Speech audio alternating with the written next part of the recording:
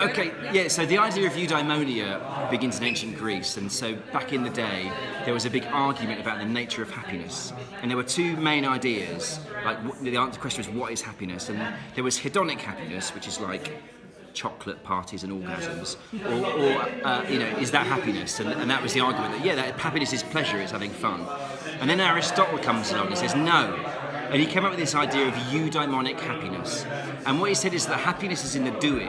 So happiness is in going out there and finding meaningful goals and kind of struggling towards them. So somebody like Usain Bolt will be really high in eudaimonic happiness because he wants to be the fastest man in the world. He's doing it. But it's a weird form of happiness because it's not always good. So, he can't eat McDonald's, he has to get up at 5 a.m. and train in the rain. So it's a weird idea of happiness. And the interesting thing about eudaimonic happiness is that quite recently psychologists have started looking at this idea. And there's a guy in the States who's called Professor Steve Cole, and he studies the effect of kind of environment and culture on our health.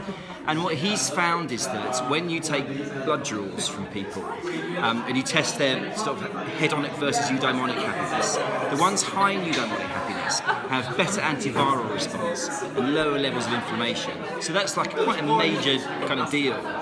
So the idea is that that's what we're built for. We're goal-directed animals, and when we struggle against these kind of odds in a story sense, we really thrive. And that idea is actually backed up by separate studies which look at people who live their lives with a great sense of purpose, which is a similar idea, and they find that when people live their lives with a great sense of purpose, live longer than other people do, even when other factors are controlled for.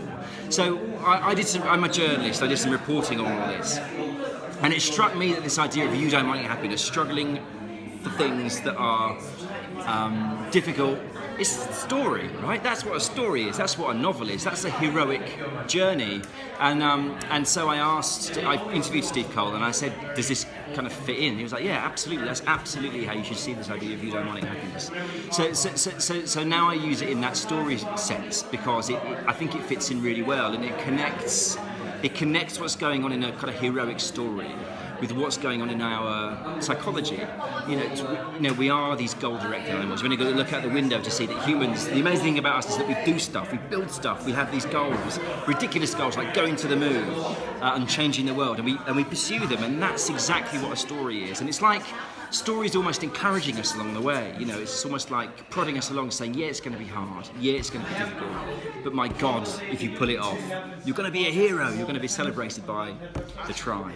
So that's eudaimonia in a nutshell.